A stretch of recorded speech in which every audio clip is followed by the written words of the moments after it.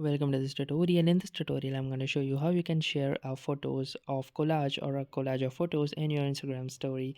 So for sharing a photo collage in your Instagram story, first click on this plus icon at the top of your profile and then choose the story option.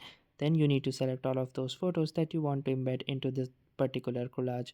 So for example, I want to embed the particular photos like this and then this. Then click on the next button after selecting the photos, and you can choose this option which says layout. So once you have selected the layout option, you can see that all of these three photos have been in this particular layout.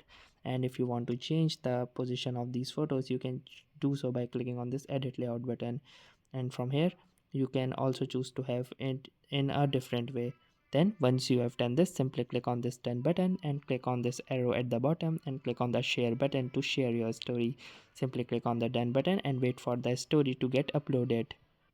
Then once your Instagram story has been uploaded, you can review it, and here you can see that we have successfully uploaded this image collage. So that's it for this video. I'll see you in the next one. If you like this video, make sure to hit the like button as well, comment on this video, share it, and don't forget to subscribe to our channel. Thank you for watching and have a nice day.